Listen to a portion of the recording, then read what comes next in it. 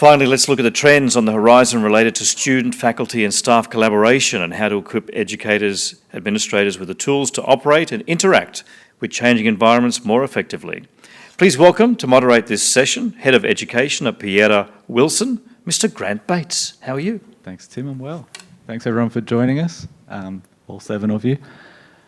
Great panel here today. I'm glad that those of you here have stuck around. I got called up last minute to moderate this, so I'm going to do the cheeky thing and allow each person to introduce themselves, and apologies, I'll probably be running fairly close to script in terms of questions, but I'm sure there'll be free-flowing conversation as we go. First to my left, we've got Dan, please. Hi everyone, so I'm Daniel Rowe. I'm the Business Development Manager for Sennheiser. So I interface quite a bit with our end user base. I have been with the business for about 14 years now, but I've spent most of that time in New Zealand and recently bounced across to Sydney in the last couple of years. So yeah, it's been an awesome experience to start exploring what's going on in higher ed on this side of the ditch. Yeah. And James? James from Epson. I look after Queensland Northern Territory, look after the dealer network and also have direct touch with the end users.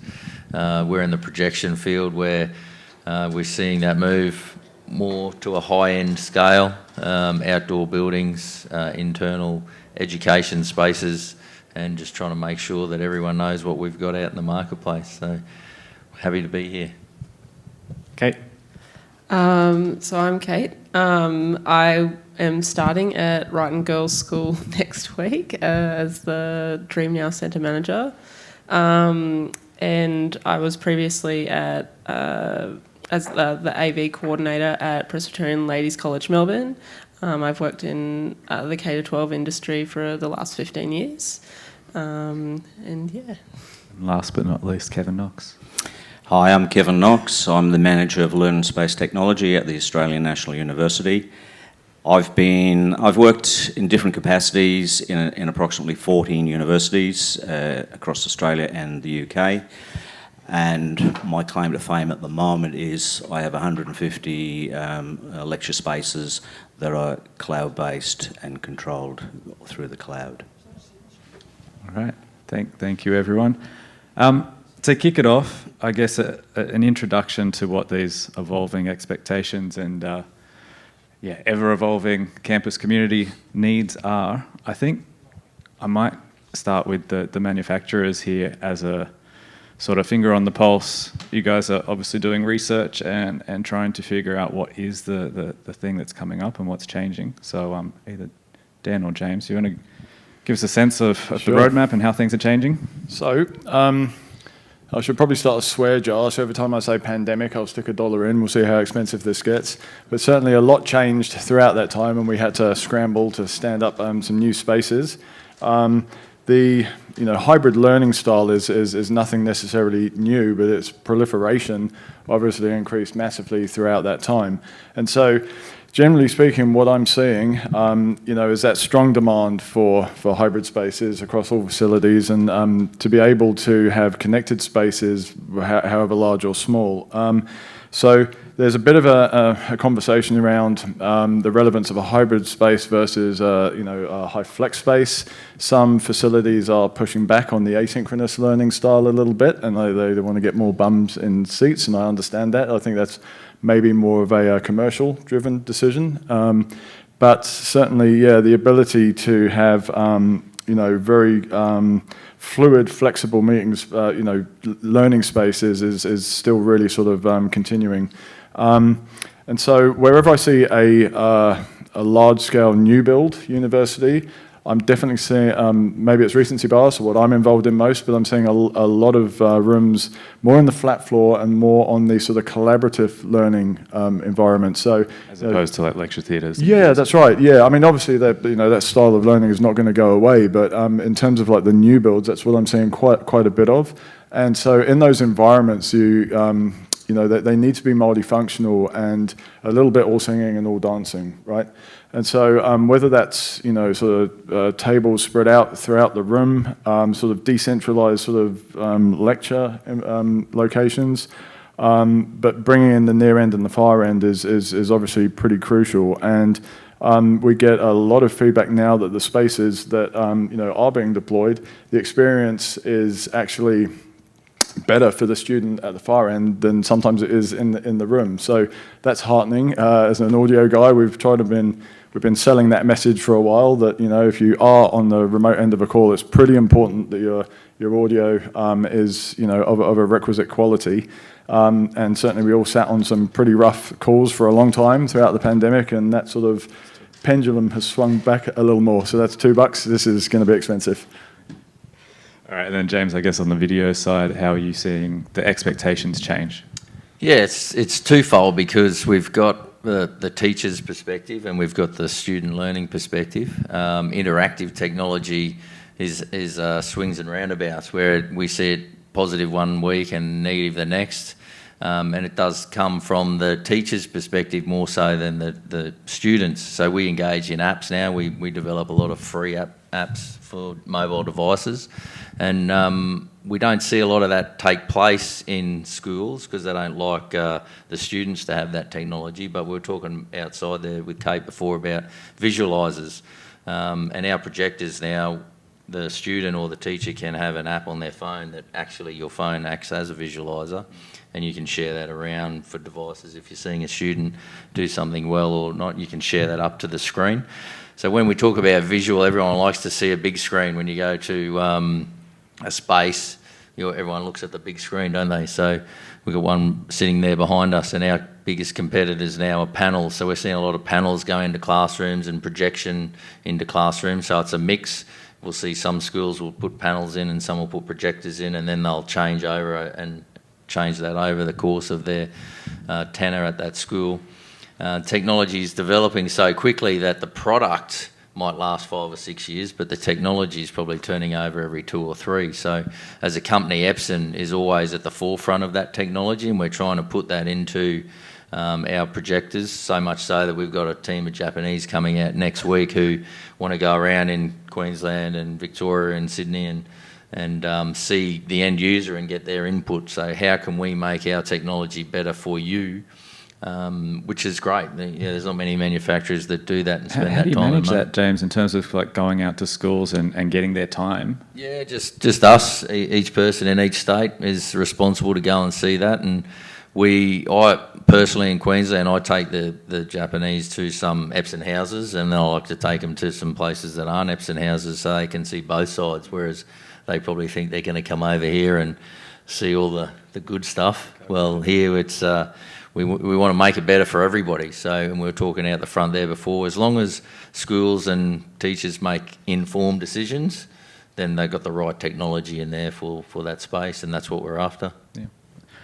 If I think that allayed any scepticism I might have had, but if I was, I would move to, I guess, Kate and Kevin at the other end, who are part of that campus community. Correct. So the question is, how are the needs and evolving expectations changing within the community? I guess, does that align, or are you seeing different things from your teachers and your staff?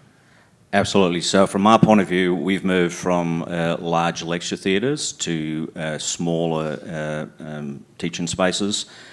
And in particular, there's a need or requirement to have a flexible environment to the point where I have a whole building where the mandate from the PVC was no lecterns. They wanted to remove heat, noise, but more importantly, the barrier between the academic and the students. There's certainly a more personalised approach within those spaces. We have definitely moved away from, once upon a time it was in-room presentation focus, here in augmentation, sight lines, all that type of stuff, to now include the HyFlex, and so that is part and parcel of what we do in the spaces. I think since the pandemic, I think academics were so used to using their own personal devices, laptops and so forth, and so if you had any feedback, you would actually, it wasn't hard to say, mute your mic, or someone would mute it for you. When you're in a teaching environment, it's a so complex environment that they don't know what to do in those. Especially there's no lectern. well, there's no lectern. There's still touch panels around, but they want to make sure that the technology in the room is seamless, it's robust, it's reliable, and you can't see it. So that's definitely what we're seeing. Smaller spaces and a more flexible environment, particularly around the pedagogy. They want to be able to walk into a room and not be tethered to any technology as such. And that's that whole thing about not having lecterns. It's always, when you give a presentation, we come here. The focus is on the students and the academic to be a facilitator of the learning environment.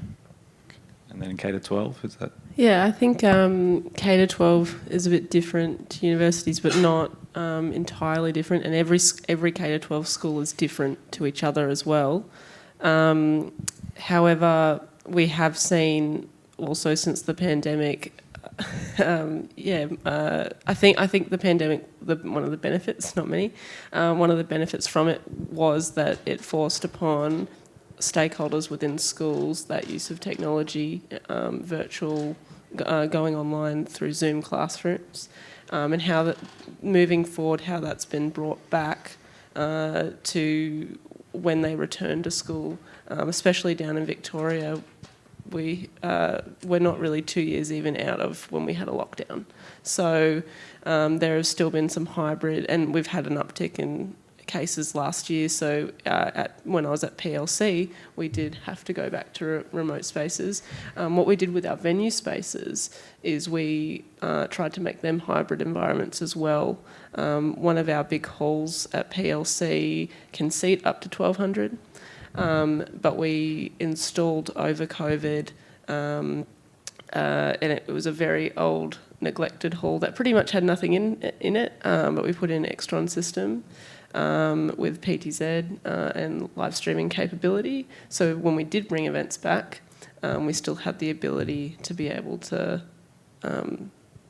do them. Yeah. So I've seen that change, whereas I don't think many school venues had that capability before.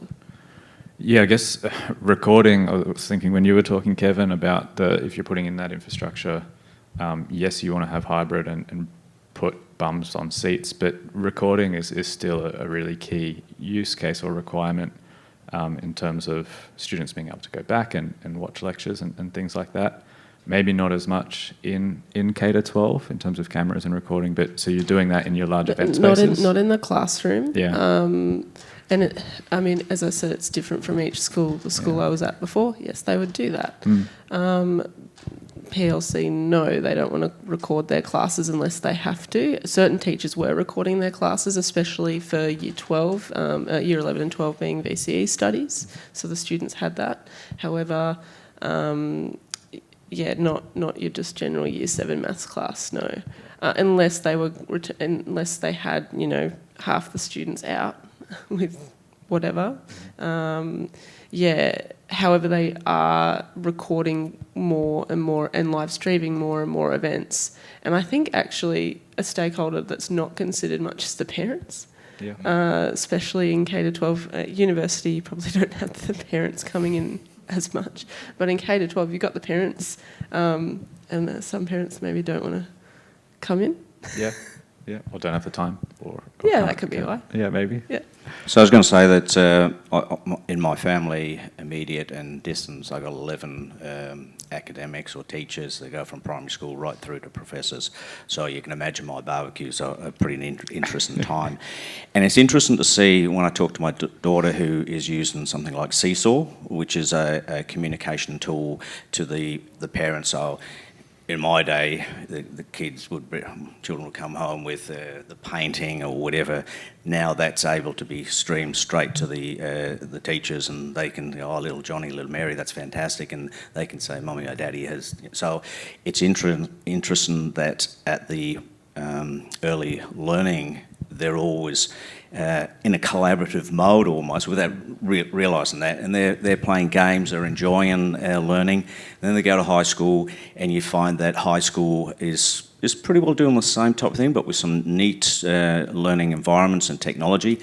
Then they get to university, and it goes upon row upon row upon row, 300-400 in a room, and they're not even allowed to ask a question. And so I've always questioned that myself, and so we have, as I said, we've moved to now to go back the other way, which I think is a positive thing, because now it's a smaller learning environment.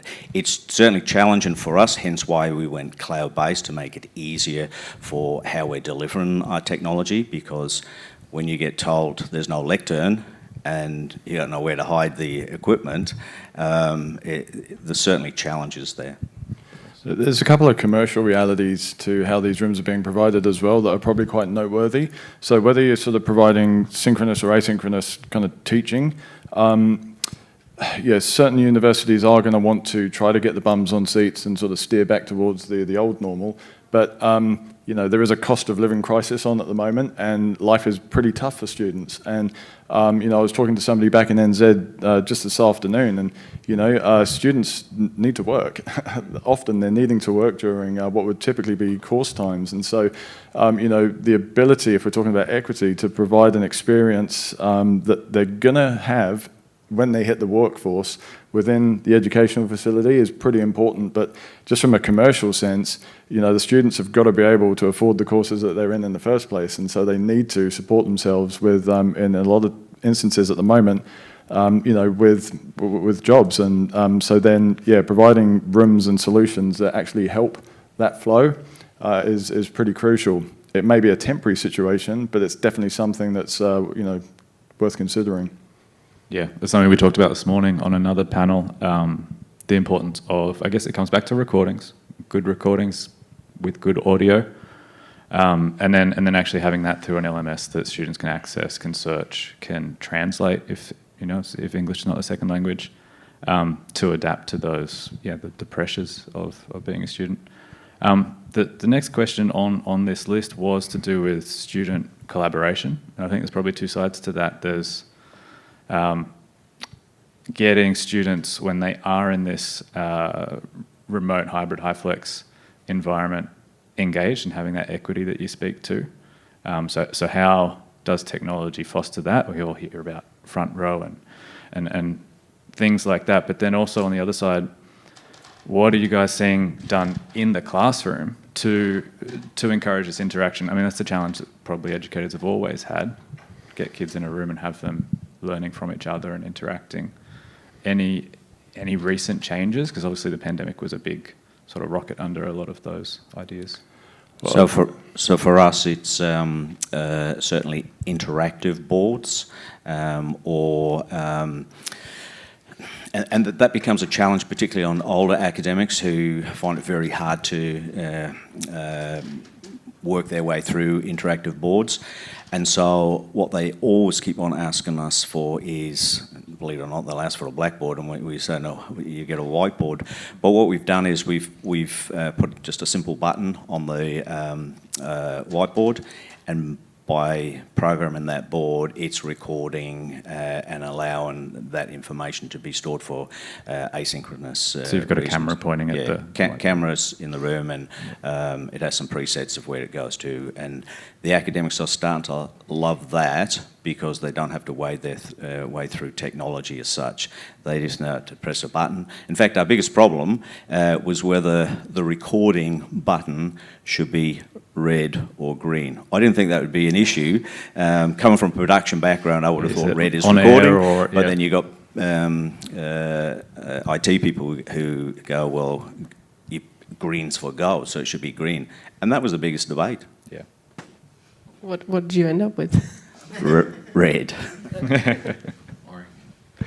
Dan, I thought you were going to jump in there as well. Yeah, just I guess I was going to make a point that, you know, that question around how to bring students back in and the viability then of the facilities, you know, that we're all involved in, is actually, we're seeing that in the corporate workspace as well, just to sort of jump ship to the side, and that the role of the actual facility and the technology obviously is in the corporate realm, it's a draw card for the top talent, you know, and it's absolutely something that is, you know, going to draw students in or send them somewhere else, right? And so whatever happens within the classroom, you know, they've got to have a similar experience there than they're going to find outside. So, you know, we're in a little bit of an existential moment, I think. And, you know, technology has a huge role in actually, you know, drawing students in the first place. But I think that, you know, having sort of frictionless technology environments is really important, both for faculty and for the students themselves. You know, you don't want to have to go back to school to learn how to use your classroom, right? And so, you know, keeping that user experience, whilst there's a lot going under the hood for all of us in this room, the actual, the day-to-day operation of these spaces needs to be really seamless. It's ever evolving too. Teachers are trying to engage students, whether that be K-12 or university, and then even working to a workplace where they're engaging in now Microsoft Teams rooms and that type of stuff as well. It's not just you get a job, you need to now know the technology as well. So that's why we all as manufacturers need to make sure that that stuff's in there, so that when people can grow from that space to that space to that space, they're aware, and it's not such a big learning curve, because we do see in the corporate space a lot of elderly people, I'm probably in that category myself, is that they don't want to engage in the new technology. They find it scary. So that's probably why we all need to work together and make a transition from K-12 to university to the workspace, and make sure that they're all comfortable in front of it. That's a great point, and what I'll add to that is, you know, nobody likes being sold to, right? But we have always had a lot of direct interaction with the higher education industry, for good reason, right? It's, you know, a fertile ground for us to understand where we need to develop our technologies, and in fact, we've actually collaboratively designed solutions with universities, right? I mean, you guys are the custom base. We need to make sure that we're answering the questions. So leave that there. So we always encourage that direct communication, and you know, the ANZ market particularly, we're huge users of technology, extreme users of technology, and so for a brand like Sennheiser that's global, trust me when I say this, we've really taken a lot of feedback directly from the field, and those messages, you know, they go back to Germany, they change how we iterate and we redesign our solutions. And so, you know, if we want to create the solutions for the future, we've got to be very, very involved with, you know, tech teams at universities, with faculty, and that's a two-way street, right? So we really encourage that interaction. What does that, so getting that feedback and interaction, what does that look like for Sennheiser? Yeah, so I mean, we've run partner programs, so you know, that's sort of, you know, we might take certain facilities, sign NDAs, have a look at the future pipelines, you know, are we heading in the right direction or not? There's certainly stuff that we learn out in the field, so you know, we will release a system and it's okay, great, that's working well, but what about this, what about this? And we've genuinely seen direct feedback from, you know, our key end users. It's one conversation for us, at least, back to Germany, and you know, via sort of firmware updates, we can change things around. You know, we're engaged in those sorts of areas in lots of different verticals, but higher education, there's such intense, extreme users of tech. If it works in this environment, I'll tell you what, it's going to work in a lot of others, right? I think as well, part of the collaborative journey, you do have to involve the students in the buy-in. Like, the teachers have to see the student possibility of engagement with it as well, the technologies. So for me, as a support staff member within a school, I would do that through seeing the technologies that are here, contacting the manufacturers or an integration partner, and trying to trial them in-house as well. And we've done that with some interactive flat panels in schools, and yeah, seeing new technologies as well.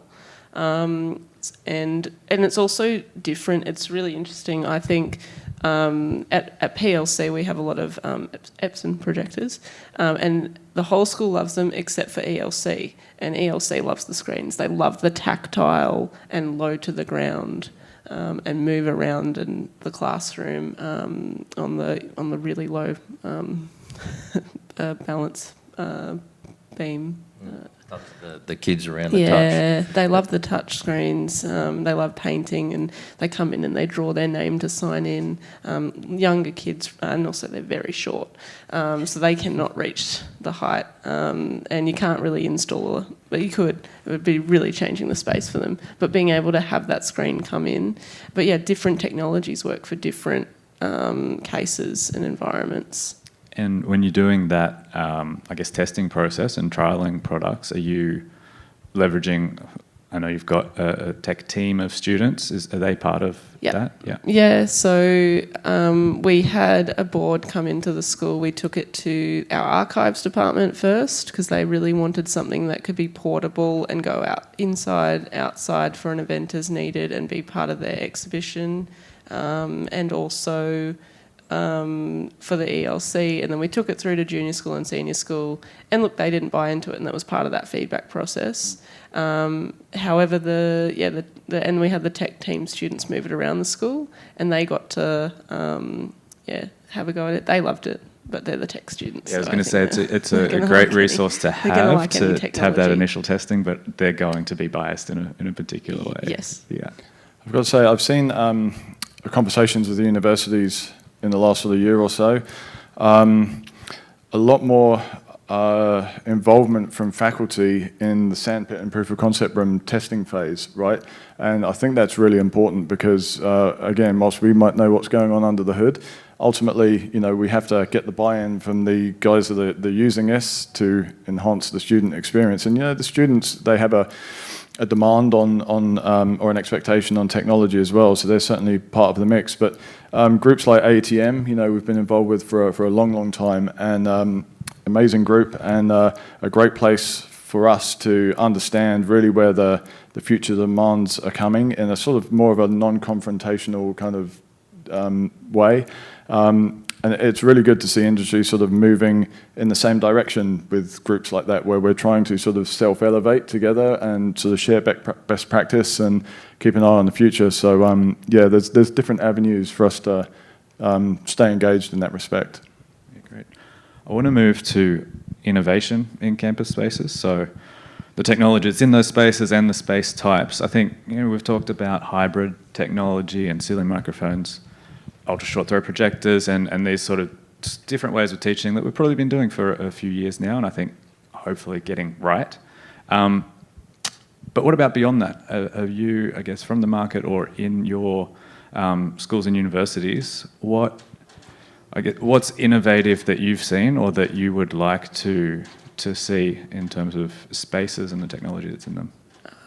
At PLC, within my team, we spoke a lot about the future of classroom, potentially having a trial classroom which would be near our IT hub and help desk, where we would bring through the newest technology. So it's not necessarily actually built in all the time, but it might get updated every 6 months to a year to have the teachers come in, so sort of like the trial that I was talking about before. And within that, so PLC has got the new, swipe door locks, but it's about having a full immersive environment, and we've talked about having projection onto windows and pretty much onto all walls. Yeah. So you can change the entire classroom environment like the Igloo immersive environment that we saw, but imagine that in every classroom. And it was sort of more just our team, who are all in tech, dream.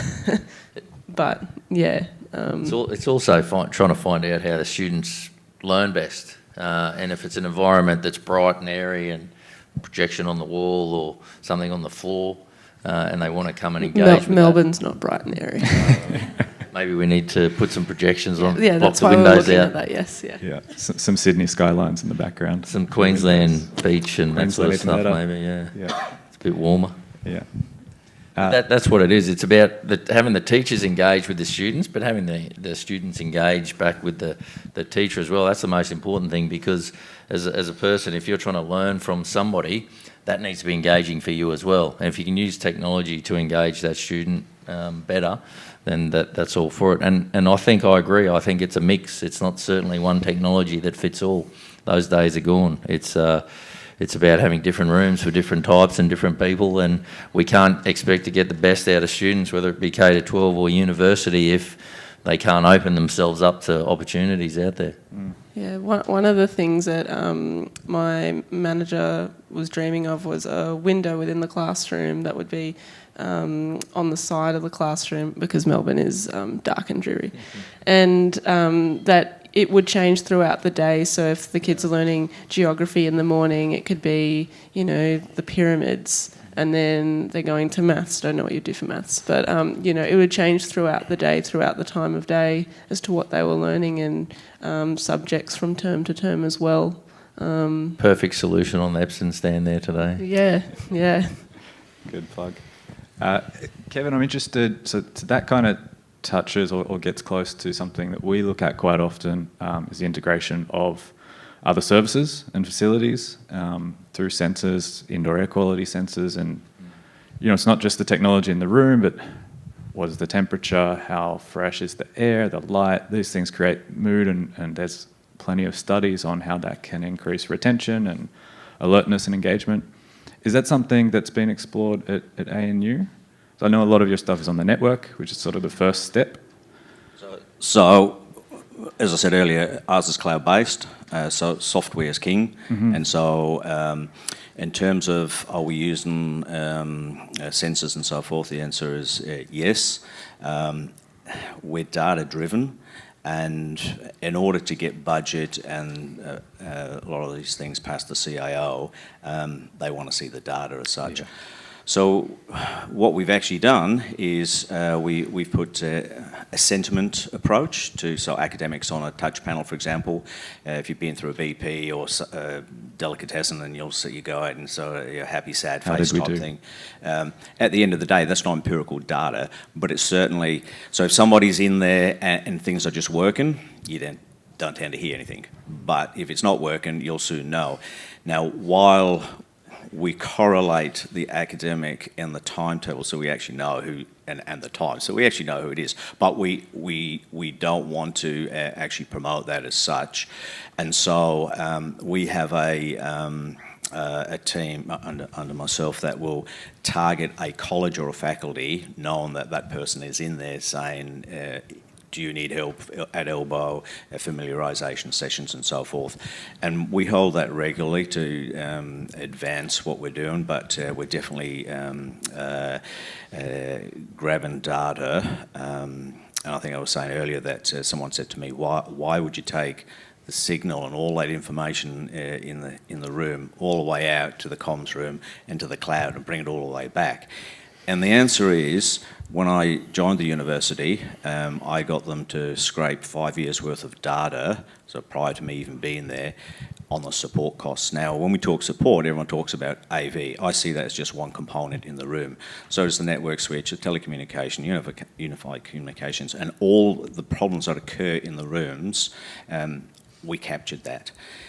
And then we put a dollar value about how long it'd been offline. And in some instances, we had some spaces problems over a 12-month period. So that's a reputational cost.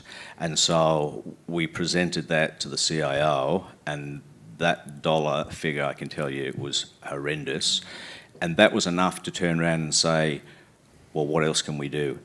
And I explained that prior to ANU, I'd been at Newcastle University, and we had gesture control in rooms. We had VR and AR in the rooms, and so he liked that notion. And I had to give a best guess of how much cost savings, because it was all about the cost for the.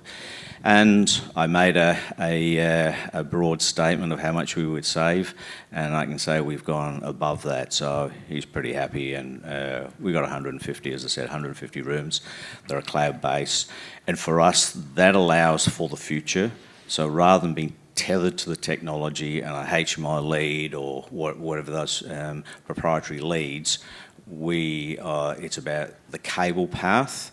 Where can we get that Ethernet cable to? And everything we do is actually in a communications room anyway. So yeah, that's how we approach it. So we're kind of right in the glory days of our innovations in this space. We're right in the heyday with what we do with sort of beam steering ceiling microphones and being able to find an active talker in the space, right? So Sennheiser, we're talking about communication. We are the sort of the first line responder, really. And so, you know, having that high quality input, that's always going to be first cab off the rank for us. And then being able to provide capture in any type of environment, because we're going to, you know, dynamically and adaptively find a talker in the space, opens up a lot of different possibilities, right? So in terms of you know, what we do, we're right in the heyday of that technology and its application and its use. You know, I'm kind of mindful of a few projects that I have seen out there that are pretty innovative. There's down in Christchurch, the new digital screens environment down there is a pretty major project, right? They've got 14 metre by 4 metre LED screens. I don't know if you guys are aware of the Volume that Lucasfilm are sort of shooting their TV series on. They've sort of built a kind of environment a bit like that, where they're able to you know, create immersive environments for placing students into a time and a space and teaching in that sort of experiential way. Nothing to do with what we do, but that's an amazing innovation that we've sort of witnessed, which is pretty exciting. And the immersive question is kind of an interesting one. It'll be interesting to see how readily that gets adopted. I think at the moment maybe it's probably cost prohibitive for, you know, most spaces. But obviously that'll be an area, I think, that will increase inclusion and equity. Yeah. I'll put the moderator hat down for a second and talk to that. Like, simulation and immersive spaces are growing, and there's an appetite for them, but you're right, the uptake and adoption is, I think, not quite there in most cases, and that relates back to course design and curriculums being agile and adaptive. But I think just hearing Kevin's approach, like that was a serious effort in putting together a business case in the language that the decision makers would understand. So in your case, dollars. That's probably something we need to be better at as an industry, maybe. I think that was the key. I mean, as I said, 14 universities been involved, and ANU's claim to fame is #1 university. And when I went round the university, I made a very, at exec level, I said, it's the worst university I've ever been at. Now, research-wise, they're right up there, but the learning and teaching is not so good. And so the question was asked of me of, well, what we're going to do? How can we bring this up? And having been in business myself, I thought the only way was to present a business case. And so that business case was about, it wasn't about the technology as such, it was about the support. So I came in from a support point of view, which I've been at other universities at exec level, and I can tell you when they do the retreats, when we're talking associate director, directors level, they have retreats, and the first thing the CIO will say around the table is, I've got a bloody problem with this wireless, I'm sick and tired of everyone complaining. How much money do you need to fix it? Right. And the infrastructure associate director will say XYZ, they get it like that. And then they'll go around the applications, because you've got PeopleSoft, TechModel, whatever the software is, it's at a high level. We're talking millions, you get the money like that.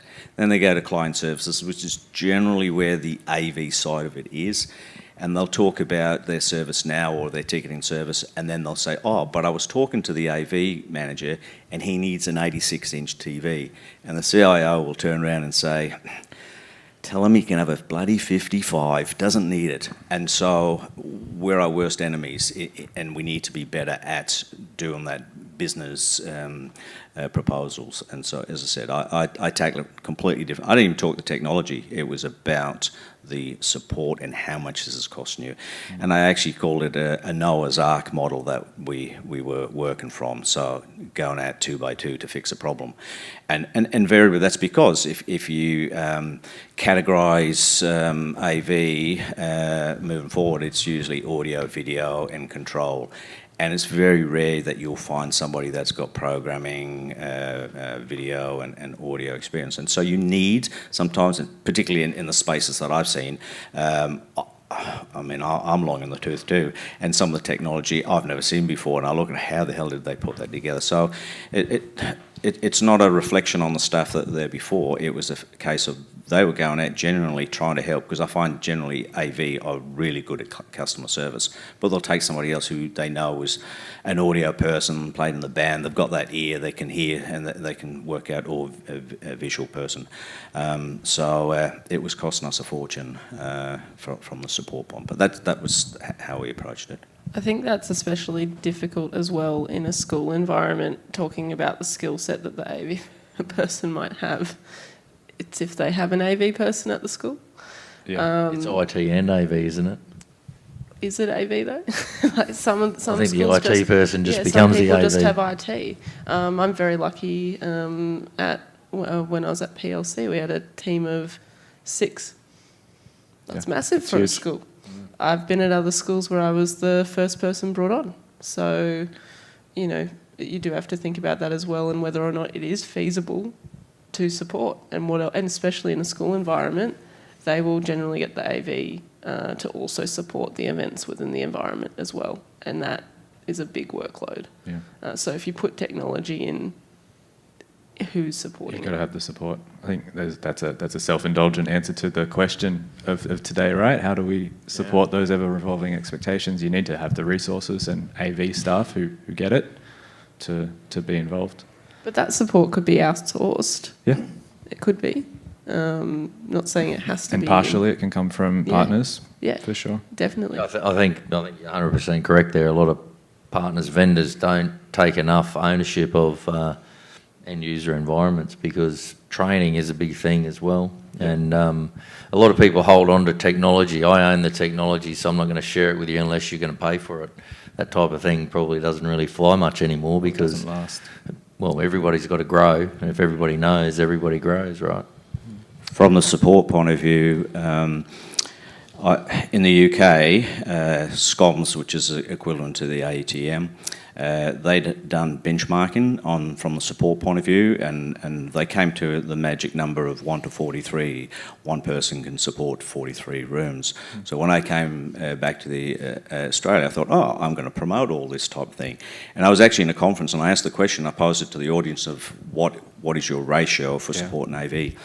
And I didn't get an answer from anyone, but I got accosted when I went outside from an IT person who said, that's our language. They know how many PCs, how many people, and they'll say X amount of PCs, they need X amount of staff, and that's how they justify it as such. When I go into ANU, I realised that that 1 to 43 is fine if things are to standard. But if they're not to standard, it is a nightmare. But the cloud-based approach that we're doing now, we're moving towards 1 to 200. But we're doing that because the machines are checking the machines. So currently the processor is in the cloud.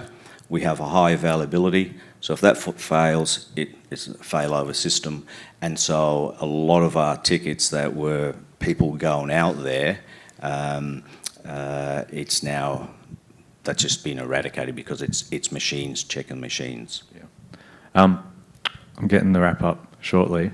No questions have come through on the iPad, but I've got faith that those that committed to coming here might have some questions for the panel. We've got a microphone. Yeah, throw it.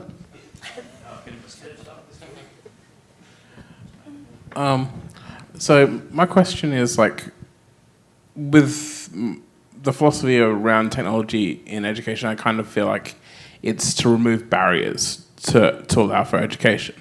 So when you're looking at your innovation spaces and stuff like that, how do you avoid the technology, I suppose, introducing a new barrier or being a distraction rather than like serving the purpose of removing barriers for learning? I think it's really about the immersion. So it's about the training, bringing it in to the staff. So sure, getting the buy-in from the executive team to have the technology in the first place, and they want to have it, but then supporting the teachers to learn, and ongoing support as well if they have questions moving forward, whether there's forums maybe that another school or university, they can connect, the teachers can connect with others using the same technologies as well. I think that's really key. So for us, it's first and foremost obtaining the requirements, and that's a session with academics. So we try to balance pedagogy, space and technology, and we sit there with the academics, and we try to, because we always get this, I need a document camera, I need this, tell me how you teach, what it is you're trying to teach, and then we will take that information, and because at ANU in particular, we have a security issue that we have to go through all the time. So we will look at the security side of it as well. And then once we've done all that, we'll report back to an academic that the functionality that you're trying to do in that space, whether it's, I'd like to present a book, I'd like to present an audio book, and I'd like to have some engagement with the staff. So we get that information from a functional point of view, and then we will determine some solutions, but as I said, we have to talk with the security team as well. As a university that lost a lot of data not long ago, we have to adhere to that. And that in itself, going through those processes allows us to see if there's any blockers there that accordingly. So, yeah. So from the manufacturer's perspective, I think it's a question of partnership, right? And so it's an interesting question of what drives pedagogy. Is it the capabilities of emerging new technology? Is it the demand from faculty? Is it the expectations from the students? And it's probably, a bit from column A, a bit from column B. But for us, I think every manufacturer tries to innovate and wants to lead the way in their own respective fields. But to have the most frictionless kind of deployment of technology that serves, the current needs, it's really down to the manufacturers canvassing and having very strong relationships with the industries they're trying to look after. Hello. It's kind of along the same lines, but Kevin, you were talking to business cases, getting buy-in from executives, all that sort of stuff.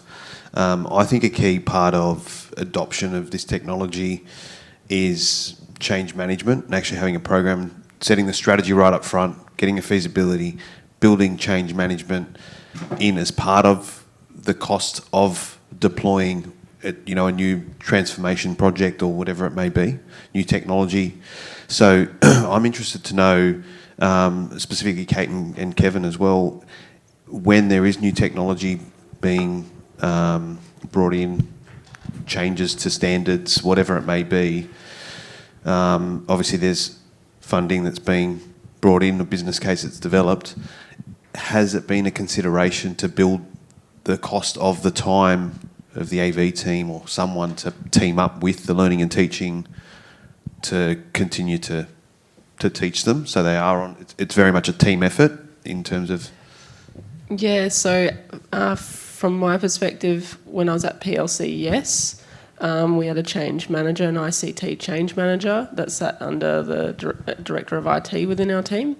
And whenever we had a new project, they would be consulted on all processes, and they were the ones that would bring forward, those resourcing for staff and time, because you don't want to bring in something new that isn't going to work for the team, or maybe you do bring something new in and you realise you need to make new hires, then that's a consideration, and then that's brought to the stakeholders. But I haven't had a change manager at another school before, so that's not the case everywhere. So from our point of view, while the support was part of that business case, now that we're net-centric, network throughout.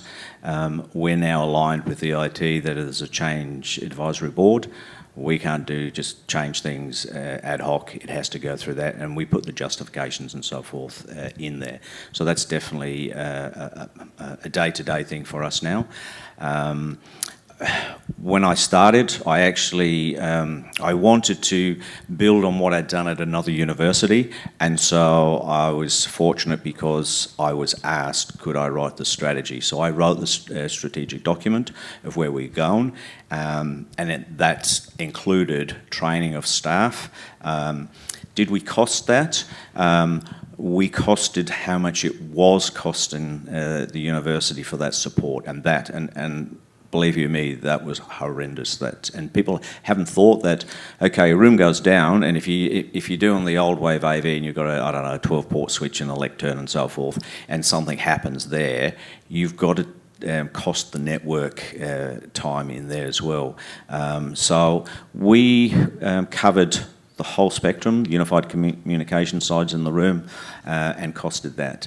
Thereafter, I have got I don't have to beg, steal and borrow to send my staff for training. They tell me or ask me, I want to do X, Y, Z. It's as long as it's got something to do with a network solution, they get access to that. But we don't cost that now because the strategies we're working towards that 1 to 200, that's the magic number. And when the machines are checking the machines, the CIO is pretty happy about that at the moment. But what we have done is the 150 rooms that are currently cloud-based, we track that. I should say, when I first started this strategy, I said I want to do a couple of rooms proof of concept. It was in the law area. We had it cloud-based. And then a couple of weeks later, I was told those rooms are actually going to be live. And so my heart was going like this. And we track the 150 rooms of the tickets that are coming through. And it's gone like that. So, and the issues that are coming up are actually, I'll say user error, but just not understanding how to do that. So that's why under me I have 3 people that work with academics for doing at elbow and familiarisation sessions. And you'll find that academics will, they teach, they go away, they come back 10 weeks later and they forget how to do it.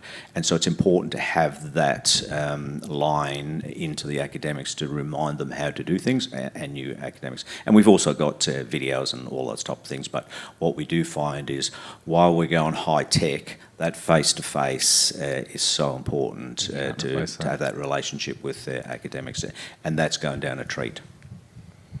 Awesome. We do have We've Oh, yeah.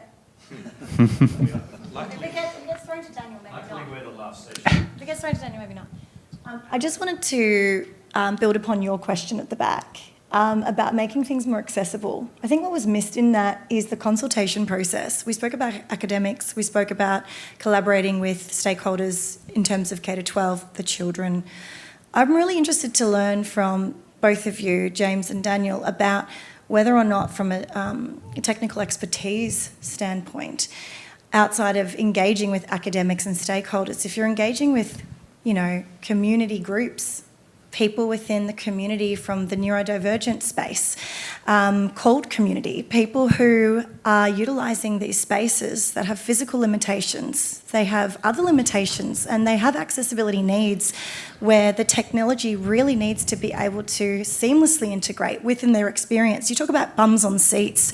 It's just not possible anymore. We've come from a post-COVID environment where the ability to learn via distance has exploded. Pre-COVID, you couldn't enrol in an undergraduate or postgraduate bachelor's or postgraduate degree and finish it in 6 years and get that qualification. You could do that now. And that's because of all the incredible work that all of you guys do and your industry does. But how are we also bridging that gap? That's a great question. So an area that Sennheiser has always been very focused on is hearing augmentation, right? And so it's a source of frustration for me personally. I get quite hot under the collar about it, so I'll try and keep this succinct. But look, honestly, and outside of higher education, in a lot of industries, it tends to be very much a box tick, right? And systems get stuffed into cupboards, and it's not a great experience for neurodivergent, or students with any sort of audio impairment to actually just hear their lectures with parity, with equity. So, we have a new generation of technology that has taken a while to bed into the industry, and it's really designed to provide a different level of inclusion so that you can sit wherever you want. There's no, hi, I've got an issue. There's no sort of physical speed bump for you to actually have the same experience as another student. For us, it's using a mobile phone. There's absolutely, universal, comfort with that sort of technology in a lecture space. And, we've worked with a number of different organisations like the Fraunhofer Institute to work through a bunch of hearing presets for people with, different, hearing scenarios. And, I'm heartened to see higher education institutions start to look at and really take this type of technology seriously, because I tell you, in some scenarios, what's provided is pretty scary. It really is. And it's all very well having this equity of experience that very often is based around something visual. Are we sort of highlighted, on a video conference call, but what's actually happening in the room and in the space. Yes, absolutely, we're doing a lot. It's a key focus for us, and outreach into different communities, is actually crucial and a big part of our R&D. Can I just add that for us, the Building Code of Australia, it gives you the minimum requirements as such. I can tell you hand on heart, all our spaces that we're moving forward, we aim for 95 plus. So we don't want people to say you must sit there or you must sit over there. We try to cover the whole lot. Even to the point that, I've got lots of friends with hearing issues, and they all talk about the wireless solutions and so forth, and while that's not verified, and every time I keep on getting told that it's coming, it will be verified, and I think last year I was told 6 months, and I'm still hearing the same thing. But we've actually implemented wireless systems in some of our major theatres, and have the various receivers, like an iPhone type, cut down iPhone, so we can at least play with that, because people, while it's fine for us to do the coverage, I don't think people want to wear something around their neck and still be identified, and would much rather have something to their phone to then not stand out, so to speak. So we certainly, particularly the in-room presentation, is a direction that we definitely do. All right. Thanks, everybody. Thanks, Kevin, Kate, James, Daniel. Thanks for sticking around.